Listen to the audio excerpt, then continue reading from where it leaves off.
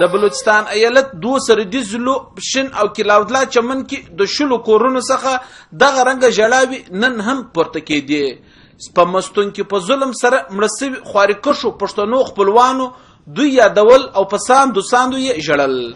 په دغه دواړو ضلعو کې پر 100 کیلومترو کې دننه یو داسې د کلي هدره پاته نه وه چې هلته به د جنازې لمونځ نه ترسره کېدو او پښتنو به د خپله ځانه ګران خپلوان و خاورو ته نه سپارل. او دغه سوال د هر کس په خوله کې چې دوی خپل څه ګناه کړې وه چې د خوارۍ دپاره د کورو څخه وتي وو او واپسې د دوی جنازې و کلي ته راوړل سوې. خاص کر د پښتنو سره د ضلع پشین او د ضلع کلا عبدالله مخصوص شناخت کارډان قتل سوي دي او د هغو خلکو سره دا طریقه کار سوی دی. دونې په ظلم په بربریت باندې دا نه سیاستدانان وو نه د یو پارټۍ سره تعلق وو، خپلو مزدورۍ ته ګرده کراچي ته روان وو، څوک تعلیم ته روان وو.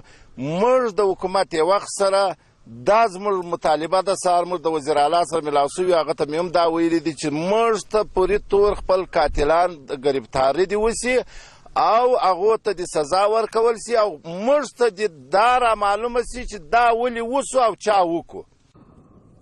د پشن کلي کربلا نوي کلي یو 25 کلنی ځوان چې 6 میاشتې مخکې واده سوی وو چې د ناوکۍ پر لاسونه هغه رنګه نکریزې پرتې چې کونډه سوه. دی اوس روانو کراچي ته چې په وټل کې خواري وکاږي، خو نن یې کور ټوله په ژړا دی.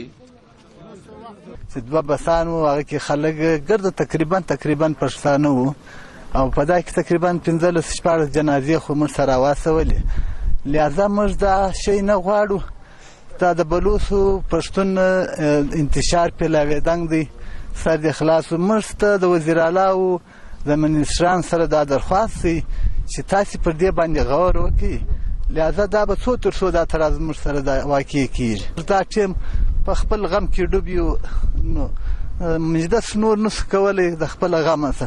په مستون کټکوچه کې مړه سوي د دغه پښتنو خپلوانو ته دا وخت هم یوازې صبر پاته سوی دی چې دوی پر دغه پیښه صبر وکړي. د دغه سیمې څخه د ایالتي اسمبلۍ دپاره ټاکل سوی غړی او ایالتي وزیر سردار مصطفی خان ترین وایي چې حکومت په دغه پیښه کې ککړ خلک به ضرور نیسي او د دغه پیښې څخه داسې معلومیږي چې په ایالت کې د بلوڅو او پښتنو تر مابینځ فسادات جوړول دي.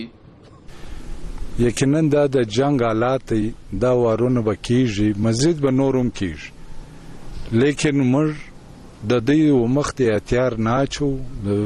د دهشتګردانو د دې ظالمانو او د دې خلاف موږ خپل جدوجهد چې هر صوبایي سطح باندې کم قومه کې کم د دهشتګرد خلاف چې یو پلان جوړ دی او پر هغه باندې روان دی. صوبایي حکومت شپه او ورځ پر دې باندې خپل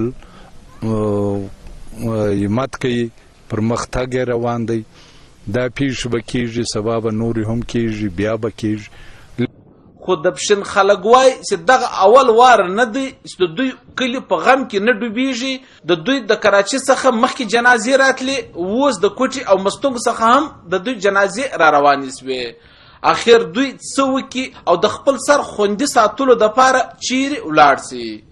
نعمت الله سرحدي، وایس اف امریکا، ډیوه ریډیو، چمن.